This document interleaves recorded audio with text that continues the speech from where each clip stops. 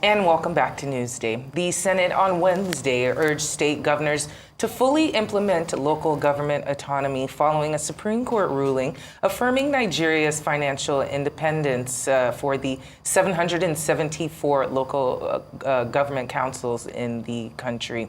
Despite the judgment, some governors continue to control the council funds through joint accounts, raising concerns about the future of local governments. Senators have called for constitutional amendments to safeguard autonomy and urged President Bola Tinubu to stop allocations to caretaker-led councils. The Senate emphasized that empowering local governments are crucial to tackling issues like security, infrastructure decay, and unemployment. Now, the resolutions followed a motion by Senator Tony Moye of the Labour Party representing Anambra North during plenary on Wednesday. We're now being joined by Dayo Sobowale, our Rise News analyst, for a quick chat on the call by the Senate on governors to allow local governments to control their own finances and how to further entrench grassroots governance in the local governments across Nigeria. Glad to have you, Mr. Sobowale. Good afternoon. It's a pleasure to be here as usual. So what do you make of all of this? Well, it's like raising alarm. Yeah, there's no cause for it. You see, it was government that went to court and secured this judgment, and it is in its favor. Immediately, government secured the judgment. It set up a committee headed by the secretary to the federal government, who is the chief administrative officer of government. And that committee included governor of central bank, minister of finance, FIRS, important institutions that should ensure that the judgment is not flouted.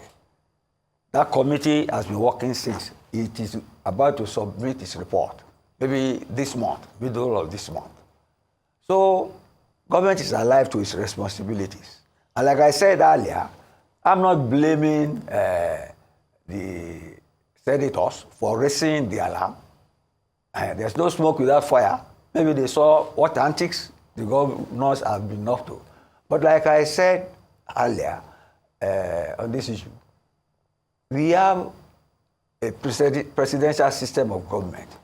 We have separation of powers, checks and balances, that make sure that all the three arms of government are independent, but they cooperate. They are independent, but they cooperate. So the judgment by the Supreme Court is the law. The person to execute it is the person who went to court to obtain it, and that is the government. You get me? I think the duty of the legislature is to make laws. This is beyond them. So the Supreme Court interpretation and the judgment given in favor of government. Are you telling me government will not implement its own policy? It went to court against the governors, and the Supreme Court ruled in its favor, and they set up a committee to make sure that this judgment is implemented. I won't say the interest of the legislators is extravagant. They are Nigerians. They want the law to be obeyed. I'm in empathy with them, but I'm sure government is alive to its responsibilities too. Let's leave it at that. Great. But Mr. Sobowale, some governors may argue that many of the local governments lack capacity for true autonomy. Now, I'm just wondering, how do you think we can balance the need for oversight with genuine independence? That would be a fallacious statement, very fallacious. In the face of the law, who is the governor to interpret the Constitution? No governor in his right senses will argue like that. The law is the law. And again, you see, don't let us crucify the governors without giving them benefit to say their own part of the story. What the legislators are doing is anticipating that the governors will not like it because they have lost control and that they will subvert it. But I'm not sure the governors are not lawless people. They are not, yes. They are not lawless people. And they don't have the power. You see, let me state it again. It's the Attorney General of the Federation that took governors to court. Government has the power to do executive order. You get me? Maybe when it is implemented, they take it to court. But it went to court, to call the state governors to court, the federal attorney general. I'm sure the Attorney General will be filming wherever he is now, that people are usurping his functions and responsibilities.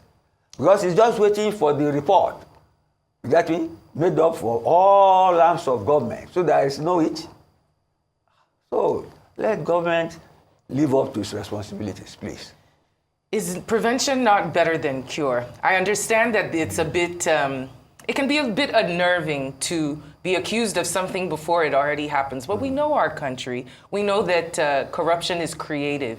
It doesn't follow one straight way. Whenever there's a way, there will be a means to it, and our governors or our legislators, they will always find a way. So if they already see that there is a potential for a loophole, is it that bad to try to prevent it from getting to where it is? Because There's nothing wrong with that. If unfortunately they're right, let's just say, if unfortunately for all of us, what these legislators are saying is actually going, or is actually happening behind the scenes, would it not be better to have some kind of solutions or measures to mitigate such, knowing how we do things in this country? There's separation of powers. Let me repeat myself. Right. That is the legislature.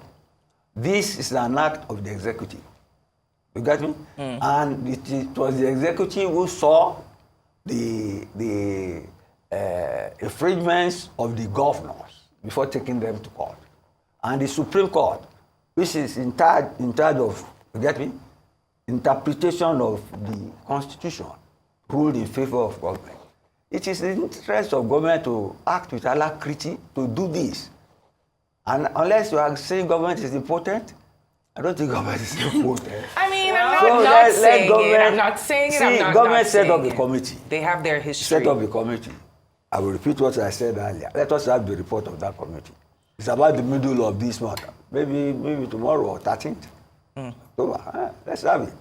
But I'm not quarreling with the legislators for flying a kite. They are patriotic Nigerians. And they know each other anyway. Like you rightly said, they know each other. So let them be on their toes, monitoring what the Supreme Court has ruled, and that is the law of the land on local government autonomy, whether anybody likes it or not. All right, Mr. Sobowale, noted. Yeah. Well, if full autonomy is achieved, I'm wondering what specific safeguards you would like to see that should be put in place to prevent local government chairmen from potentially becoming mini governors and also mismanaging the finances. You see, you have mixed it up. They are supposed to be mini governors at the grassroots. Okay. Yes. But that is then. You can say that people are enjoying the dividends of democracy at rock bottom. Then you are a good democracy. That's how it should be. You asked about foreign local government people the other time. I forgot, you know, the mayor of London. Okay. Exactly. Has almost the same status as almost the Prime Minister of England. And that is the root of grassroots policies. You have councillors, awards, and so on.